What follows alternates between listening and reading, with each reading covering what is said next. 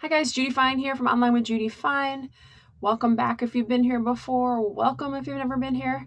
Consider subscribing to my channel if you find this useful. Today I wanted to answer a question that I get a lot and I just got again recently, so I thought I might as well make a video about it.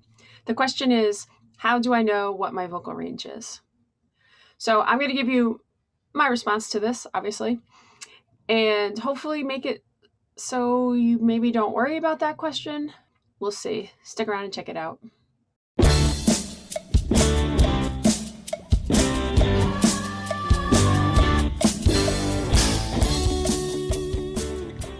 So the question is, what is the range of my voice? This question is actually an extension of a common misconception that your voice is whatever it is when you were born with it, or whatever it is when you become 20, or whatever age you are. It's a misconception that your voice begins a certain way and that's the way it always is. I'm an alto, I'll always be an alto. That is not real. That's an old-fashioned construct.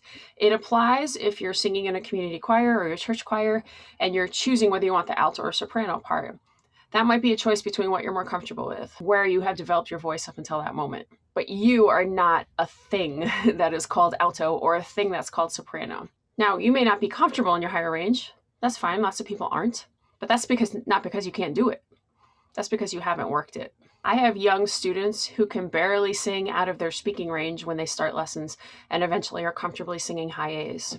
Now, even if you don't know what that means, it's a lot higher than their speaking range. So if you're asking yourself, what is my vocal range, or how do I determine my vocal range, I would first ask you why you want to know. If you're deciding between what part you want to take in your local choir, like I said, then just choose what you're more comfortable with. If you're not comfortable going high, be an alto. But if you're talking about what you want to be capable of doing, whether it's for a hobby or you want a rock karaoke night or whatever, the answer is your range is whatever you decide to work it to. If you're willing to work over time, you can increase your range. I promise you that's true. Now, if there's something I'm missing, like there's some reason people are asking themselves this and I haven't addressed it, let me know in the comments, because I would love to be able to further address this. I feel like it's this thing that people get caught up in that is not beneficial to their joy of singing and becomes kind of an obstacle where it's a reason to tell themselves that they can't do something.